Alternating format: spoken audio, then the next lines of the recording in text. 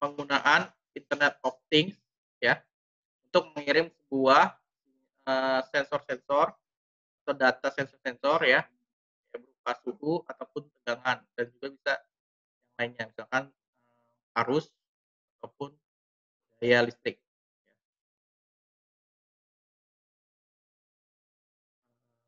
Oke, akan coba saya jelaskan singkat ya, tentang Internet of Things. Di sini studi kasusnya ya menggunakan Raspberry Pi ya untuk memonitoring, suhu dan tegangan. Misalkan di lab telekomunikasi ataupun lab elektronika misalkan atau PBI. Internet of Things itu sendiri adalah suatu konsep untuk menghubungkan perangkat satu dengan yang lainnya ya secara internet. Ya bisa menggunakan sinyal, radio, sinyal WiFi, ataupun sinyal lainnya yang pokoknya terhubung secara internet dengan protokol tertentu ya. Contohnya protokol itu MQTT ya, sebagainya. Nah, dari protokol itu ada yang namanya penyedia web server. Jadi kita harus membuat web server. Web server itu bisa kita buat sendiri ataupun juga kita meminjam web server orang lain. Namanya cloud server atau, penyimpanan secara awan atau cloud ya. Biasanya IoT ini ya digunakan pada smart, home ya atau perangkat rumah pintar. Kita bisa mengendalikan sebuah lampu dari jarak jauh ya, misalkan kalian dari Eropa, bisa mematikan lampu di mana lampu. Peran penting dari Internet of Things. Nah, peran penting dari Internet of Things itu salah satunya kita bisa mengirim data sensor secara real time, misalkan suhu ataupun, tegangan ya, dengan jaringan internet yang ada. Biasanya alat yang digunain untuk meng-on off-kan itu menggunakan relay ya. Tahu relay ya? Sudah diajarkan oleh Pak Sumadi, sudah belum? Perangkat-perangkatan instrumentasi? Belum, Pak. Belum ya? Di kesempatan berikutnya saya akan ajarkan penggunaan Oke, alat-alat Pak. perangkat biasa digunain di elektro. Relay itu bisa on off ya, on off dari DC ya, sinyal DC itu mengandalkan sinyal AC. Bukan AC ini ya, bukan AC rumah kalian ya, bukan AC di Ya, Pak. bukan AC, sinyal alternatif current ya. Dia harus bolak, dari sinyal searah Bolak-balik. jadi bolak-balik. Ini bisa diatur dengan menggunakan namanya relay. Ya, ada namanya servo, juga ada namanya sensor suhu itu biasanya LM35 ya, ataupun apa namanya sensor suhu transistor ya, ataupun yang lainnya.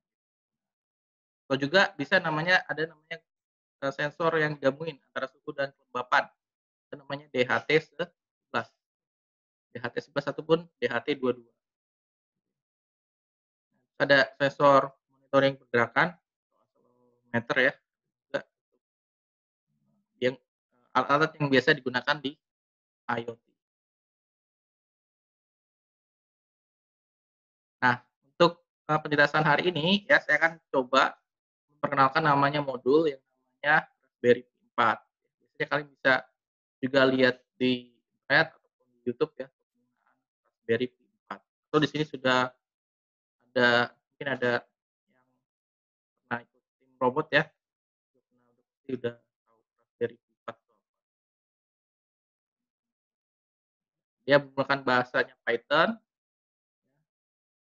Nah, dari Raspberry yang ada, itu kan ada namanya NodeMCU. Tapi NodeMCU ini berbasis Arduino ya, bahasa C++. Nah, tadi ada sensor DHT11 untuk, deteksi suhu dan kelembapan. Juga ada namanya sensor tegangan ya. Sensor tegangan ini ya berupa namanya ZMPT, tipenya Z untuk deteksi tegangan. Jadi tegangan AC yang bolak-balik tadi ya diubah menjadi sinyal, atau arus ke arah dan diturunkan tegangannya sehingga bisa dideteksi oleh Arduino ataupun Raspberry. Tegangan kerja dari Raspberry ataupun Arduino itu adalah 5 volt ya caranya. Kalau misalkan lebih itu akan rusak ataupun dia short ataupun dia nggak hidup. Untuk Arduino biasanya dia, mati sejenak, kalau kelamaan ya rusak. Tapi ada waktu jeda, si Arduino nggak rusak dengan tegangan tinggi.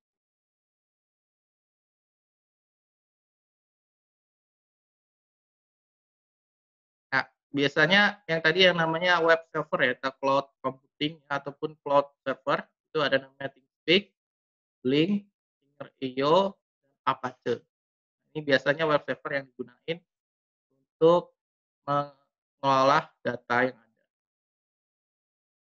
Nah, ini bentuk dari Raspberry Pi ya, Raspberry Pi 4, di sini ada USB ya, ada 4 USB, dan ada sambungan LAN di sini ya. Ini ada 40 pin input dan output serta VCC dan ground. Dan ini masuk ke namanya HDMI ya, kabel HDMI, bisa langsung colok ke monitor dan ditampilkan. Sudah powernya pakai Type-C ya, USB Type-C untuk sumber tegangannya 5 volt 3 ampere. Nah, ini gambaran dari Raspberry Pi 4 model B ya, baru dibuat ya tahun 2018. Jadi ada sambungan LAN-nya, USB, ada port untuk audio, ada kamera portnya, ada juga displaynya, ada micro SD portnya, dan juga tadi untuk micro HDMI. Langsung bisa masuk ditampilkan melalui monitor. Nah, ini gambaran dari 40 pinnya ya. Jadi untuk pin 1 itu dia 3,3 volt ya, untuk biasanya untuk relay, ya dipasang relay ataupun sensor lainnya yang membutuhkan sumber tegangan 3,3 volt, ada juga 5 volt ground dan ada 26 GPIO.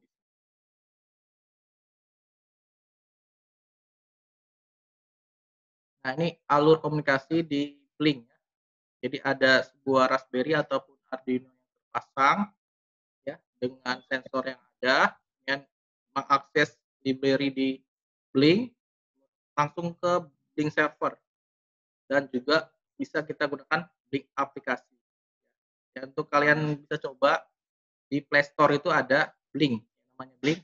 Coba kalian buka di HP kalian Play Store, bisa kalian install ya Blink.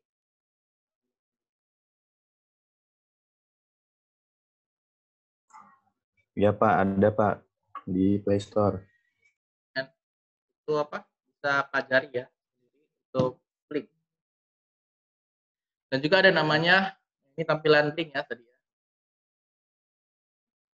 ini tampilan Blink kalau jadi kalian bisa buat project baru, klik new project, ya, masuk ke server Blink.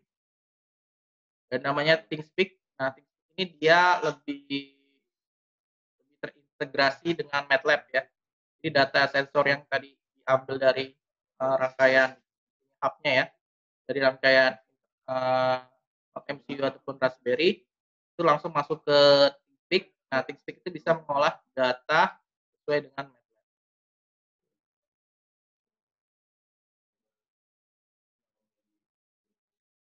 Oke, coba saya buka project saya di ThingSpeak.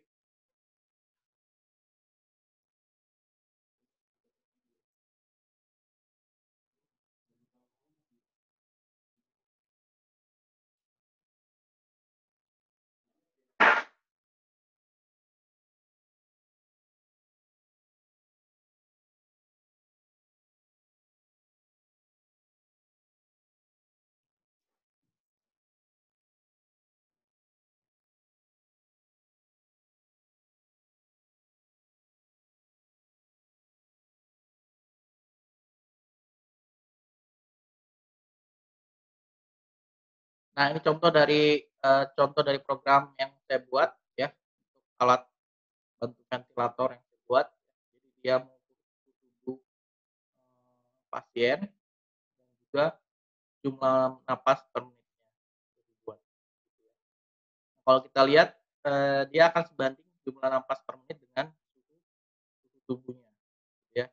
Kalau dia semakin panas, maka juga, jumlah napas per menitnya juga makin, besar ya. Nah, di sini ada juga, waktu dan suhunya ya. Jadi per berapa detik ya, atau menit dia mengirimkan data ke internet. Nah, ini bisa diakses oleh semua orang, karena sudah tampilannya website. Nah, di website ini kita bisa program ya, ataupun kita coding ya dengan HTML ataupun dengan namanya Java ya, atau menggunakan Android Studio ya. Kita bisa membuat sebuah aplikasi menggunakan Android Studio dengan, IPv6 si ThinkSpeak ini. Jadi bisa monitoring secara real time di suhu tubuh si pasien. Jadi ketahuan, nah datanya itu ter-record di websitenya ThinkSpeak. Ini berbayar dan ada yang juga yang gratis. Ini sebenarnya gratis, juga yang berbayar. Itu kalau yang berbayar dia waktunya lebih range-nya lebih besar, kalau yang enggak ya batasi waktu. Bisa kita datanya bisa kita ambil ya dengan klik ini ya, population data, kita ambil file CS. Ambil yang ini aja. Jadi dia akan membuat, suatu Excel ya, lihat di sini, suhunya. Kita bisa buat grafik ya, kan yang mirip dengan ataupun mau buat waktunya juga bisa. Mirip ya, jadi kita bisa mengolah datanya secara